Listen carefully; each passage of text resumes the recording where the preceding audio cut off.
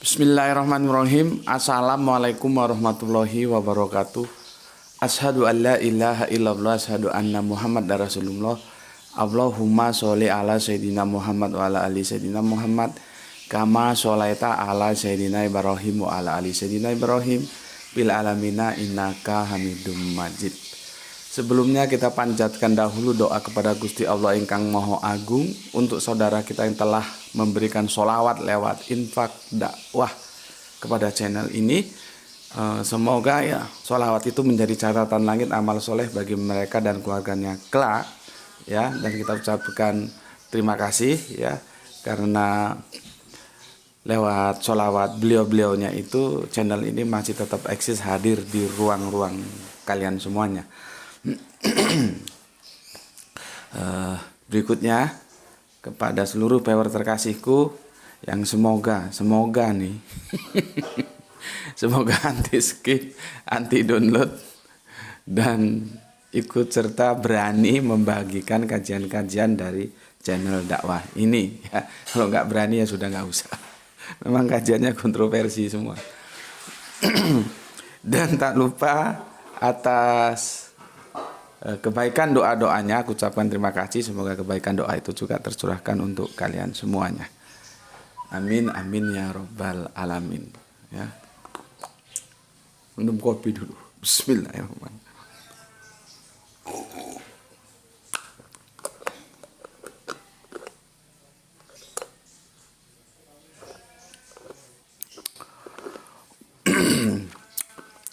Di duha yang ceria ini kita akan ketemu dalam rubrik mampir ngombe sebagaimana duha-duha yang lalu. Tajuknya ya masih sekitar santai-santai saja kemasannya ya. Kita mensikapi kekacauan-kekacauan yang ada dalam kehidupan kita sehari-hari ya. Sebetulnya kalau kita coba mau merenungkan kenapa sih kekacauan-kekacauan itu terjadi? Ya karena kita tidak mau taat, tidak mau hidup ya dalam sebuah aturan yang itu sudah diberikan kepada kita. Dia melakukan tindakan yang keluar dari aturan, baik itu aturan teologis artinya agama, maupun dalam aturan antropologis yang artinya budaya. Kalau sudah budaya nanti berbangsa, bernegara, bermasyarakat gitu ya. Itu kalau itu dilanggar ya akhirnya kacau seperti sekarang ini. Semua apakah ini buah lain dari reformasi juga? Itu perlu kajian budaya yang bisa menghabiskan bergelas-gelas kopi itu. Karena dulu sebelum reformasi kan nggak ada. Sekarang orang asal ngomong aja dan ngomong semua maunya. Akhirnya seperti ini.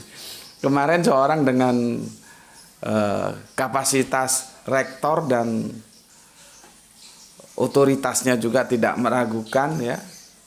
Nggak salah sudah apa ya. Di samping dokter ya sudah. Dokter atau profesor? Nggak tahu aku. Ya, coba bayangkan ketika anakmu pakai jilbab atau istrimu kebetulan mengambil S2 atau S3 pakai jilbab, pakai penutup, terus dibilang otaknya nol gitu karena pakai jilbab. Kalau nggak pakai jilbab otaknya berisi gitu. Kamu kira-kira gimana? kan itu menyinggung dua hal. Secara teologis menyinggung karena itu aturan syariah Islam, bukan budaya seperti aku sudah jelaskan. Yang kedua, apa memang ada korelasi antara tutup kepala dengan kecerdasan otak? Kan tidak ada. Tapi info yang aku dengar sang rektor, kita bilang begitulah ya, sudah dinonaktifkan dan bagus. Bukan berarti menghukum dia, tapi itu membuat dia menjadi bahan peringatan bagi yang lainnya untuk tidak melakukan seperti apa yang dia lakukan gitu loh. Jadi penonaktifan itu nuansanya supaya tidak ada lagi orang melakukan seperti apa yang dia lakukan. Jadi ada efek jerah gitu ya. Cuma kan orang seperti dia tetap aja dalam zona kenyamanan. Tinggal ganti aja, geser dari rektor ke apa, ke BUMN ke apa. Gitu. Artinya hidupnya tetap aja enak, nggak seperti Gus Beti. Memang bergeser, Gus Beti juga bergeser dari satu kontrakan ke kontrakan lain bergesernya. kalau orang-orang seperti dia kan tidak, bergesernya itu tetap aja di puncak zona kenyamanan. Misalkan sekarang rektor dinonaktifkan, ya nanti tinggal cari tempat di BUMN di kementerian kayak itu kan bukan soal ya. Ya memang rezeki orang sendiri-sendiri. Oke. Nah, sekarang ini juga kita akan membicarakan tentang kekacauan-kekacauan yang ada di sekitar kita. Kita coba bicarakan dalam mampir ngombe ini secara santai-santai saja. Oke. Maka tajuk mampir ngombe kita pagi ini juga seorang akademisi ini, dan aku pernah dengar dia juga termasuk orang penting dalam sebuah lembaga pendidikan, kampus ya. Orang penting juga ini. Aku bilang begini, jadi tajuk kita ya, kata doktor, ya, namanya nggak usah lah ya. Kamu kan tahu aku paling sulit untuk menyebut nama seseorang, ya, kecuali memang setelah melalui pertimbangan-pertimbangan tertentu, ya. Maka kita panggil aja doktor lah ya. Kata doktor karena dia memang kapasitasnya doktor ya, bahkan MA juga. Kata doktor, non muslim belum tentu kafir.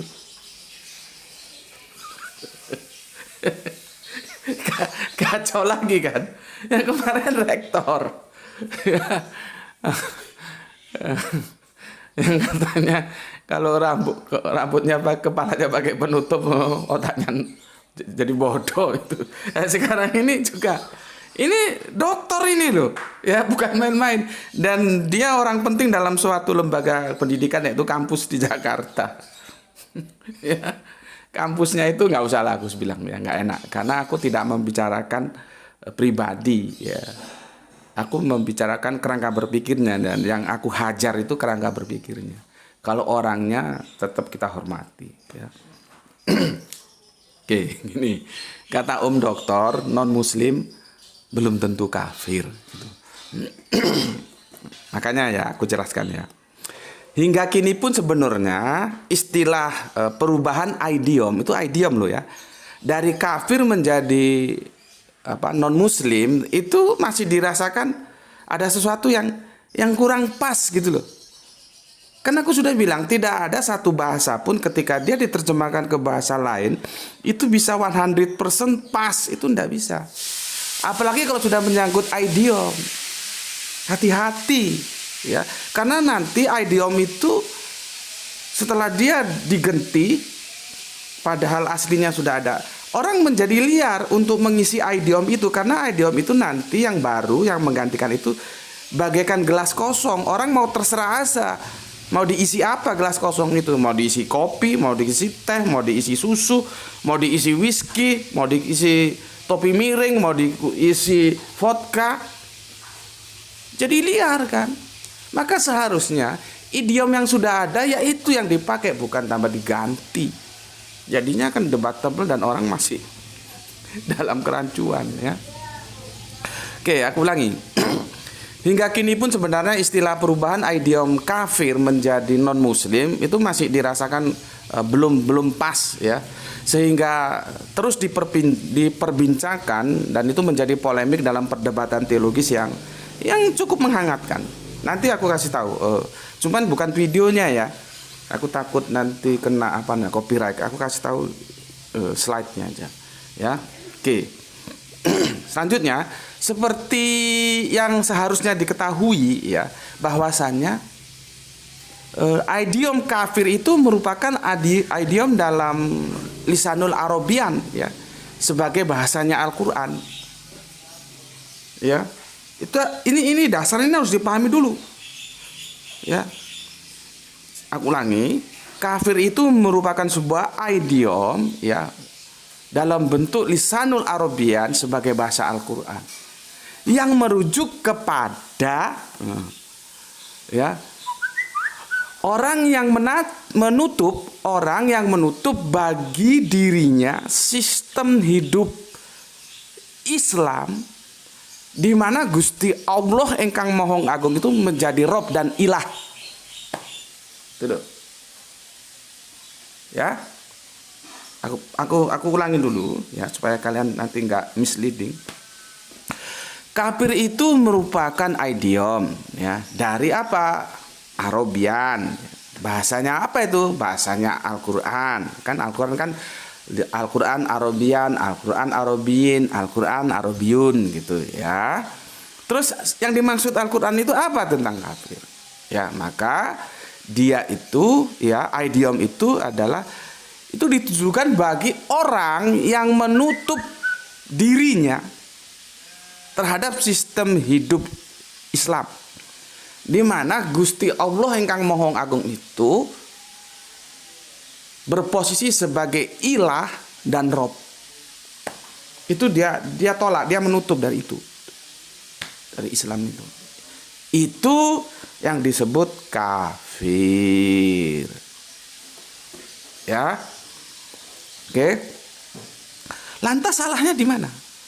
Ya. Kalau sudah begitu, apakah salah bila mereka goiru Islam itu disebut kafir? Coba. Ini perlu penjelasan bahasa ini. Kan ya tidak. Memang kafir itu ditujukan sebagai identitas yang diberikan bagi mereka yang menolak, yang menutup diri dari Islam sebagai sistem hidup. Lalu kalau kita bilang bahwa mereka kafir karena menolak sistem hidup Islam, itu salahnya neng di gitu loh. Itu salahnya di mana? Ya. Oke, sebelum membahas lebih jauh, mari kita coba memahami dahulu mengenai istilah kafir sebagai idiom itu gimana sih ya. Oke, tentunya dengan kemasan yang aku kemas secara ringkas ya. Dalam bahasa Arabian, kafir sendiri itu berasal dari kata kafaro. Jadi kalau ditasrif dia, kafir itu dari kafaro ya, yang berarti apa ya? Yang paling pas itu menutup. Menutup. Ya, menutup. Contohnya gampangnya apa? Petani jagung ya. Itu kan cara menanam jagung setelah tanah itu dicangkul, dipacul kan Pak Tani itu bawa seperti tombak gitu ya. Itu gini kan, digejruk, kalau orang Jawa bilang digejruk. Setelah itu kan dia masuk ke dalam itu kan tanahnya berongga, digejruk gini. Seperti tongkat itu kan, jeruk. Nah, lalu benih jagung kan dimasukkan. Oke. Setelah benih jagung dimasukkan ya, lalu kan ditutup lagi lubang itu sama tanah. Nah, gerakan memasukkan tanah ke dalam lubang yang untuk menutupi benih jagung itu, itulah yang disebut kafaro. Jadi kafaro itu menutup. Nah, itu dasarnya seperti itu, menutup. Lalu kita tarik dalam domain teologis ya. Dalam domain teologis seperti yang aku bilang tadi, apa artinya kafir itu? Orang yang menutup dirinya terhadap sistem hidup yang punya nama Islam. Jelas sampai di sini. Seperti yang aku bilang di awal tadi. Ya. Jadi orang yang menutup dirinya dari sistem hidup Islam, yaitu disebut kafir. Kafir itu menutup, gitu loh. Oke. Jadi kalau makna dasar kafir itu apa? Menutup. Nah, sekarang tinggal menutup dari apa? Karena kita perspektifnya teologis dan itu berbicara dari sudut pandang Islam. Menutup dari Islam. Dia tidak mau menggunakan Islam sebagai sistem hidupnya. Dia menggunakan sistem hidup yang lain, goiru Islam, di luar Islam. Ya, berarti sudah terjawab kan? Sekarang apa salahnya kalau kita sebut kafir? Oke. Sudah jelas kan demikian ya? Ya. Lalu ya, apakah saat dimana seseorang kita menyebut ya orang yang ghairu Islam, di luar Islam itu kafir, menjadi tersalah?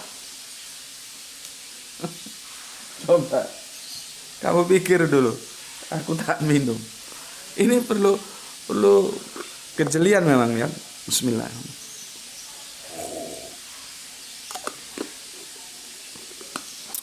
Apa bisa disalahkan? Kan seperti aku bilang tadi, ya tidaklah. Tidak. Karena tinjauan bahasanya seperti tadi itu. Kalau kita bilang itu etimologinya begitu, terminologinya juga begitu. Ya, sudah clear semua. Jadi nggak ada yang salah. Lalu masalahnya di mana? Itu loh. Masalahnya di mana kok ada sebuah upaya dan sekarang menjadi pergerakan massal. Sudah jangan bilang kafir, bilang aja non muslim. Seperti yang aku bilang, bahasanya orang bingung. Hybrid dia, campuran. Notnya dari Inggris, muslimnya dari Arabian. Itu mau kamu belajar bahasa apapun lah ya. Selama kita pakai otak dan itu cerdas dikit lah ya. Kita masuk ke jurusan bahasa level-level yang doktoral lah atau yang apalah. Itu nggak dibenarkan. Ada bahasa 50% Inggris, 50% Arabian. Terus itu menjadi satu idiom. Kan nggak bisa. Kalau non AC itu bisa. Non AC, non ekonomis, nah itu bisa. Ini kok ada non muslim gitu loh. Aduh. Kacau ya. Oke. Lalu masalahnya itu di mana? Ini aku kasih tahu permasalahannya. Masalahnya itu di sini loh ya. Publik knowledge atau pemahaman publik itu yang salah sebetulnya tentang idiom kafir. Jadi bukan kafirnya yang salah, tapi pemahaman publik terhadap idiom kafir itu yang salah. Publik berpendapat bahwa kafir itu dinilai mengandung konotasi yang negatif, merendahkan, menyinggung, melecehkan, apalagi menista, apa mana? Menghujat dan lain sebagainya, pokoknya yang minor-minor itulah, ya. Jadi seolah-olah orang yang di luar Islam itu kalau sama orang Islam disebut kafir, mereka anggap kita ini melecehkan, menyinggung, menyindir, merendahkan, menghujat, menista. Pokoknya yang minor-minor aja lah. Ya. Nah, beranjak dari pemahaman yang memang sudah salah itulah melahirkan keberatan bagi pihak-pihak tertentu, ya. Lalu kemudian melakukan kritik untuk tidak lagi menggunakan idiom kafir kepada golongan yang ghairu Islam. Ya, mereka berpendapat sudahlah penyebutan kafir itu kita tinggalkan, kita ganti saja dengan non muslim. Gitu loh. Masalahnya di situ. Dan langkah ini ya, langkah menggantikan kafir menjadi non muslim, ini sesungguhnya tidak menyelesaikan masalah. Justru ini bisa dikatakan kalaupun menyelesaikan masalah, tapi dengan masalah. Jadi menyelesaikan masalah dengan masalah. Karena apa? Sakitnya lain, obatnya lain. Yang sakit matanya dikasih obat perut, ya nggak sembuh. Ya. Seharusnya mereka yang berkeberatan itu, yang mengkritik itu, mengeksplor dulu semua informasi, sebetulnya titik permasalahannya di mana. Seperti aku bilang tadi ya, titik permasalahannya itu bukan di kafirnya, tapi pemahaman orang ghairu Islam yang di luar Islam tentang kafir. Kalau demikian berarti pemahaman mereka yang harus kita benahi dengan cara memberikan edukasi gitu loh. Mengedukasinya seperti apa? Ya seperti yang aku bilang tadi, secara etimologi dijelaskan, secara terminologi dijelaskan. Tidak ada maksud dari kami orang Islam ini untuk menistakan yang di luar Islam. Itu hanya sebuah idiom. Lah kalau Al-Quran sudah memberikan idiom, itu yang memberikan Allah, ya, dalam perspektif Islam. Lalu mau kamu ganti dengan idiom sing kon gawe dhewe nggak kena, nggak karo-karuan kui? Apa ya bisa? Allah itu sudah baik-baiknya pemberi, diberi idiom kafir. Kok masih mau diganti, mau nyanyi Allah seolah-olah wah ini kurang tepat, ini ganti aja non muslim. Memangnya lu siapa? Mau menjadi tandingannya Allah, ya. Jadi ya seharusnya pihak-pihak yang tidak terima atau keberatan dengan istilah kafir itu, ayolah bareng-bareng kita memberikan sebuah edukasi. Memang ini kerja budaya. Kerja budaya itu memang lama, ya. Karena sifatnya dia kultural bukan struktural. Kalau struktural kan berbicara dengan kekuatan yang dia miliki, kekuatan hukum, kekuatan kekuasaan, gitu ya. Kalau kultural itu menyadarkan.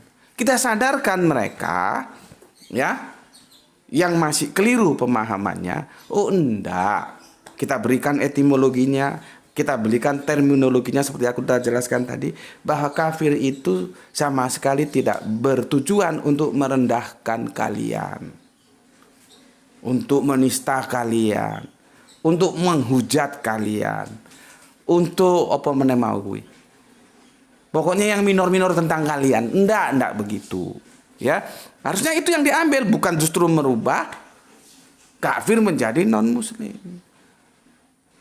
Nah, dalam edukasi itu kita katakan ini istilah dari perspektif Arabian, dari perspektif Al-Quran, yang notabene itu Islam, maka harus dipahami dalam konteks Islam. Kalau kafir nanti dipahami dalam konteks non-Islam, berhal itu berasal dari Islam, yo bubar maneh.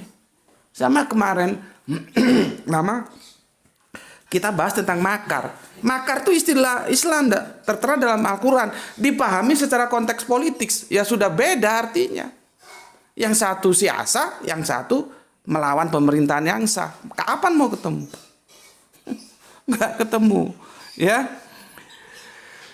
Sehingga dengan pemaparan-pemaparan kita seperti itu, saudara-saudara kita sebangsa setanah air yang goiru Islam itu tidak lagi memandang secara keliru bahwa kafir itu bukanlah bentuk kekerasan teologis dari kami-kami yang Islam kepada saudara-saudara kami yang goiru Islam. Bukan, itu bukan bentuk kekerasan teologis, ya.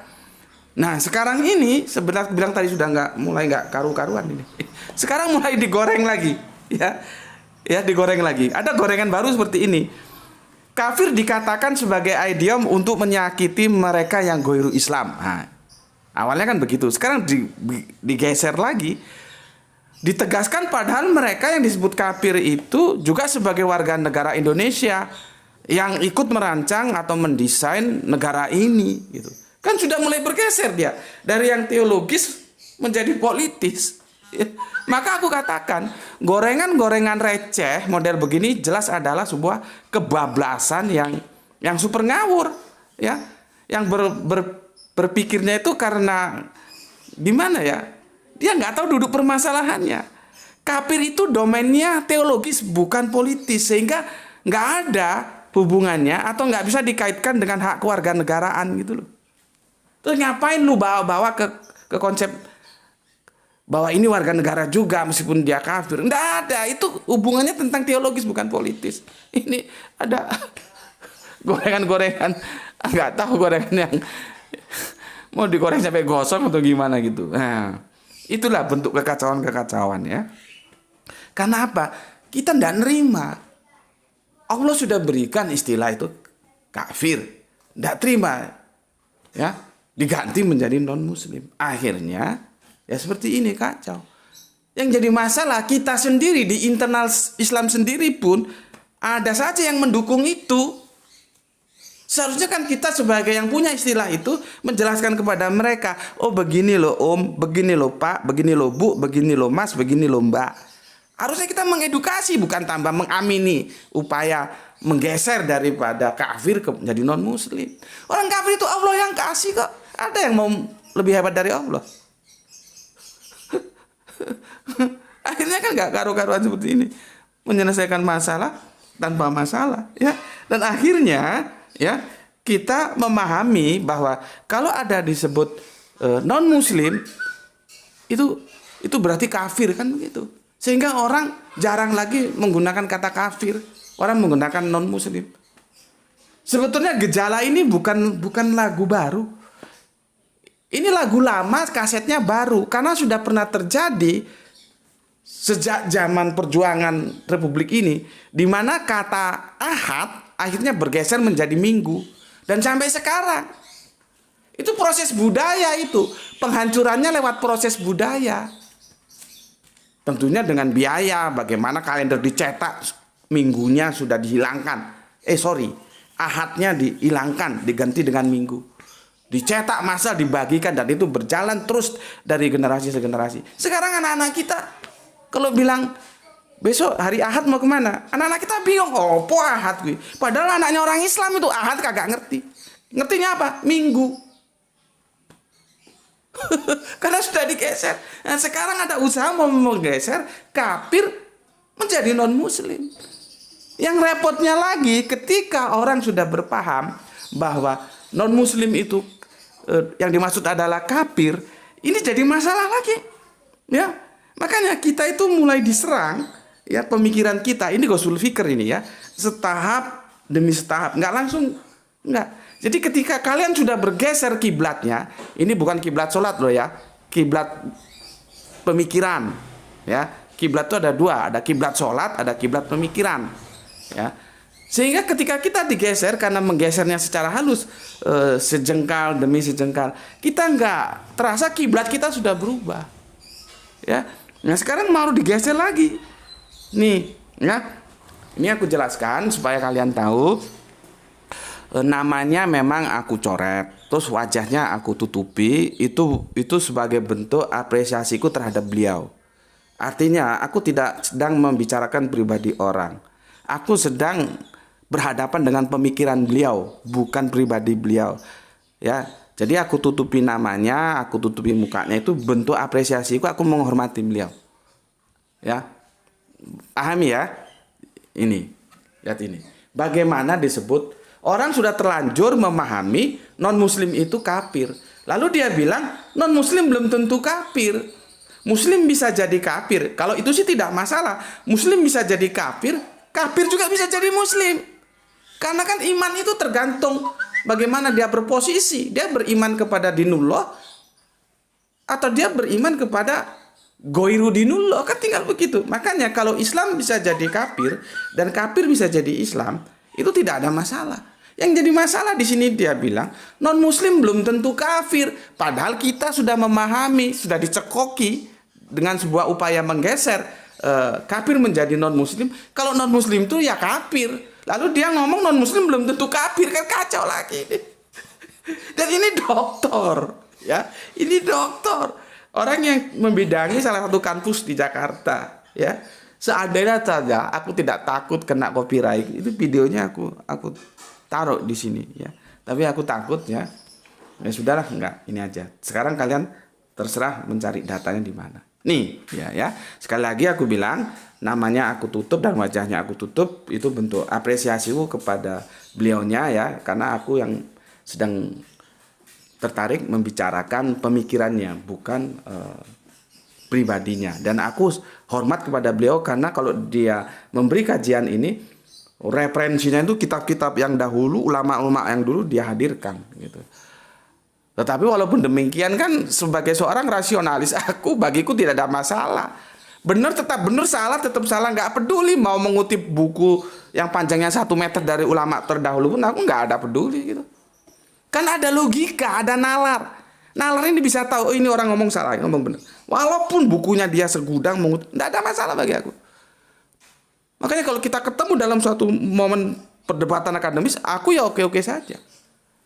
Nah ini tuh aku men-trigger kamu, jangan pernah putus asa, jangan pernah minder, ya. Kalau kita terlahir dari keluarga yang mampu, mau sekolah sampai profesor, doktor, dan itu ada di Mesir, di Kairo, dimanapun ada, di Harvard, ya tidak masalah, itu bagus-bagus saja. Tetapi karena tidak semua kehidupan kita itu sama, ada kalanya terbatas secara finansial, sehingga ya paling S1 aja itu sudah bagus. Jangan putus asa. Selama kamu tetap mau belajar, kita siap untuk berdiskusi dengan mereka yang punya gelar-gelar sekalipun. Jadi jangan pernah merasa minder. Ya, nih aku tunjukkan. Ini ya. Ya, aku tunjukkan. Ya. Nih, lihat ini. Sudah? Nah, itu kan dia tulis tuh ya. Itu yang aku tutupi mukanya sama namanya, tolong dimaklumi. Aku jelaskan seperti tadi. Nih, kalau kamu mau cari sumber aslinya silahkan, itu ada alamatnya. Oke? Kali ini sudah kacau lagi nih, karena dia mengatakan non muslim belum tentu kafir. Sementara kita sudah terlanjur dicekoki non muslim itu kafir ya. Oke, sampai di sini dulu ngampir ngombe kita pagi ini, dan aku doakan semoga kalian semua selalu mendapatkan rezeki yang barokah dan kesehatan yang prima, sehingga nanti kita bisa melanjutkan kajian-kajian kita. Seperti biasanya, kamu setuju like, kamu nggak setuju dislike dan tinggalkan, tidak ada masalah. Oke? Bismillahirrahmanirrahim. Selamat berakhir pekan. Jangan lupa sholat nanti kalau sedang di perjalanan, kerjakanlah sholat ya. Alhamdulillahirabbil alamin.